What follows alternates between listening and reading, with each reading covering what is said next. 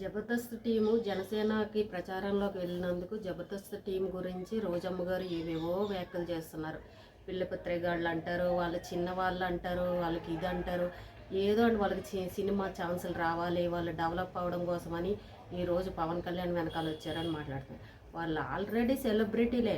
వాళ్ళు మీకు తెలియదేముంది, వాళ్ళు మీ దగ్గరే వాళ్ళు మీ కళ్ళ ముందే వాళ్ళు పనిచేసి వచ్చిన వాళ్ళు ఆల్రెడీ సినిమాలో నటించిన వాళ్ళే. వాళ్ళకేం కొత్తగా ఈ రోజున పవన్ కళ్యాణ్ గారి దగ్గరికి వెళ్తే సినిమా ఛాన్సులు వస్తాయని ఆయన అయితే లేదు.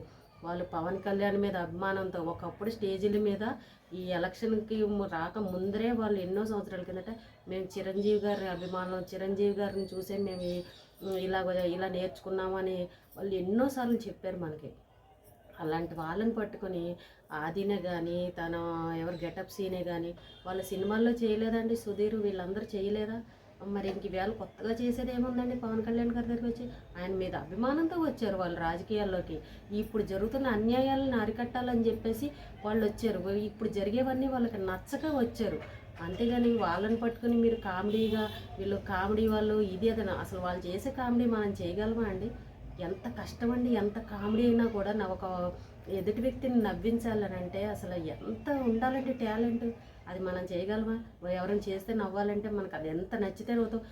జబర్దస్త్ చూడని వాళ్ళంటే ఎవరూ లేరు. కొన్ని సంవత్సరాలుగా అది రేటింగ్ కూడా చాలా బాగుంది, ప్రతి ఒక్కరు చూస్తున్నారు. ఎన్నోసార్లు రోజమ్మ గారే చెప్పారు, ఆ జబర్దస్త్ వల్ల ఆరోగ్యాలు ఎంతోమంది ఆరోగ్యాలు బాగుంటున్నాయి. కరెక్ట్గా 9:30 అయ్యేసరికి గురువారం శుక్రవారం టీవీల ముందు కూర్చుంటారు, చిన్నపిల్లలతో సహా పెద్దవాళ్ళతో సహా అని చెప్పారు. అంత అభిమానించే వాళ్ళు మీరే ఈ రకంగా మాట్లాడితే ఎన్ని రాజకీయాలన్నా ఉండొచ్చండి. వాళ్ళు మీ ముందు ఉండి వాళ్ళు చేసిన స్కిట్లకి మీరు క్లాప్స్ కొట్టి చప్పట్లు కొట్టి వాళ్ళని అభినందించిన రోజులు ఉన్నాయి. వాళ్ళకి మీరు సాయం చేసిన రోజులు కూడా ఉన్నాయి. రాకేష్కి చేయలేదండి? మీకు రాకేష్ అంటే ఆయన రాలేదు కాబట్టి ఆయన అలా మాట్లాడుతున్నారు. ఇవన్నీ ఏం కాదు, అట్లా వీళ్ళు వచ్చారనేసి వీళ్ళు ఇలా మాట్లాడతారు. అందరూ ఒక్క కుటుంబం వాళ్ళే కదండి జబర్దస్త్ అంటే.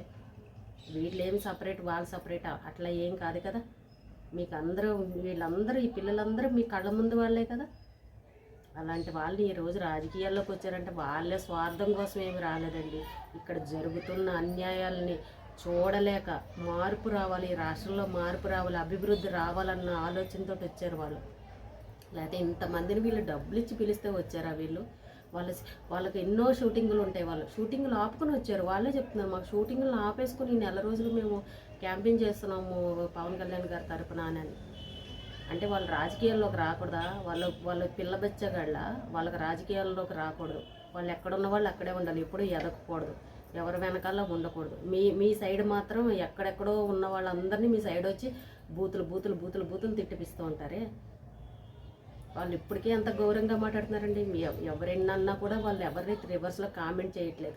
ఒక పెద్దవాళ్ళకి ఇచ్చే మర్యాదతోనే చిరంజీవి గారికి ఎంత సంస్కారం ఉందో వీళ్ళకి కూడా అదే సంస్కారంతో ఉంది. ఎవరిని కూడా కామెంట్ చేయట్లేదు. ఆ రాజకీయాల వరకే కామెడీ చేసుకుంటూ మాట్లాడి కామెడీ చేసుకుంటూ ప్రచారం చేస్తున్నారు.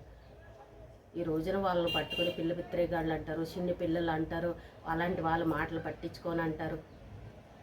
ఒకప్పుడు ఆ కుటుంబం నుంచే కదండి మీరు కూడా ఎన్నో సంవత్సరాలుగా జబర్దస్త్లో పనిచేశారు. నాగబాబు గారికి తెలీదా? మీరు తెలీదా? మీ ఇద్దరు కాంబినేషన్ అక్కడ ఉందంటే నిజంగా ఎంతమంది ఫ్యాన్స్ ఉన్నారో మీ జబర్దస్త్కి అయితే. మీ ఇద్దరు కాంబినేషన్లో ఎంతమంది ఫ్యాన్స్ ఉన్నారో. కానీ ఈ రోజున నాగబాబు గారిని తిట్టేస్తారు, పవన్ కళ్యాణ్ గారిని తిట్టేస్తారు. గమ్మున మనకు పరిచయనోత్తుల్ని ఎవరినన్నా అనాలంటే కొంచెం మొహమాటం అనిపిస్తుంది. అయ్యో ఇన్ని రోజులు మనం పక్కన ఆయనతో పనిచేసామే, ఈ రోజున ఎలా విమర్శించగలం అని అనిపిస్తుంది. కానీ మీరు అలాంటివన్నీ పక్కన పెట్టేసుకొని మీ రాజకీయాల కోసం నోటికి వచ్చినట్టు మాట్లాడుతున్నారు. కానీ అని అనిపించుకోవడం ఎంతోసేపు పట్టదు. కానీ తిరుపతిలో చూడండి, మీరు నగరి అక్కడే కదా, చిత్తూరు తిరుపతి, మీరు అస్తమానం వెళ్తుంటారు. అక్కడ భోజనాల మీద విమర్శలు ఎన్ని వచ్చాయండి? సోమవారి ప్రసాదం మీద ఎన్ని విమర్శలు వచ్చాయి? భోజనాల మీద ఏ రోజైనా దాని గురించి మాట్లాడారా? అవి పట్టించుకున్నారా? ఎన్నో కామెంట్లు వస్తున్నాయి మీకు తిరుపతి గురించి అయితే. అవి ఎవరూ పట్టించుకోవట్లేదు. అలాంటి వాటి గురించి ఎవరూ మాట్లాడట్లేదు. ఎవరిని అడగాలో తెలీదు,